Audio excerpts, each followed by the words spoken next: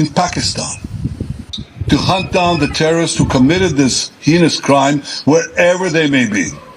And it also passed a resolution in the Security Council of the UN.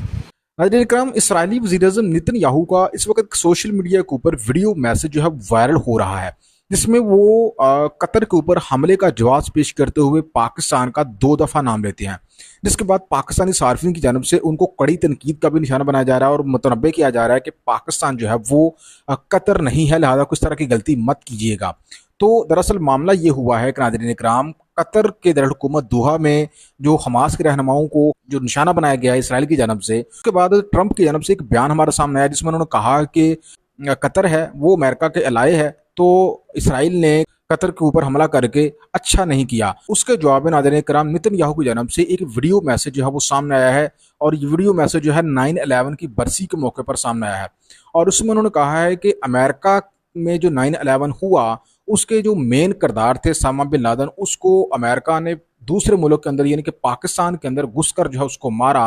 तो जो हमारे मतलूब दहशतगर्द थे उनको अगर हमने कतर के अंदर घुसकर मारा है तो इसमें किसी को क्यों इतराज़ है।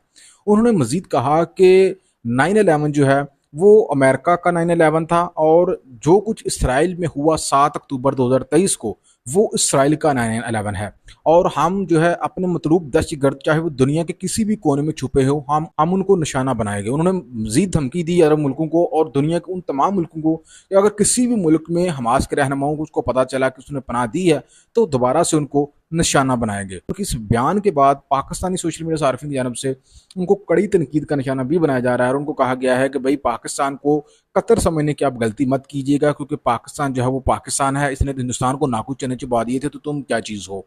तो ये नाज़रीन इकराम एक सारा मामला है। नाज़रीन, पाकिस्तान के वज़ीर शहबाज शरीफ जो है वो इस वक्त कतर के दौरे पर पहुँच गए हैं। किस लिए गए हैं जी? कतर के साथ इजहार हमदर्दी शो करने के लिए। क्यों हम इजहार हमदर्दी शो करनी है?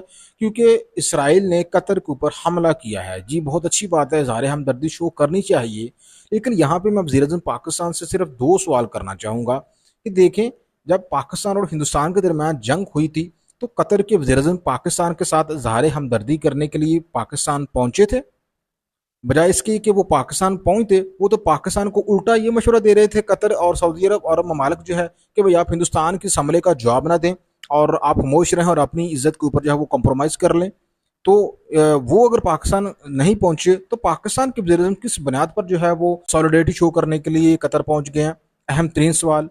दूसरा अहम तरीन सवाल ये है कि ऐसे वक्त में जब पाकिस्तान जो वो सैलाब के अंदर डूब रहा है, खासतौर पर पंजाब सैलाब के अंदर डूब रहा है, ऐसे सूरत हाल में हमारे वज़ीर-ए-आज़म को क्यों ज़रूरत पड़ गई है कि वो अरे हमदर्दी शो करने के लिए कतर जाएं, हालांकि वो फ़ोन कॉल पे भी जो अपने कतरी हमनसब के साथ जो है वो उसके साथ सॉलिडेरिटी शो कर सकते थे। ये अहम 3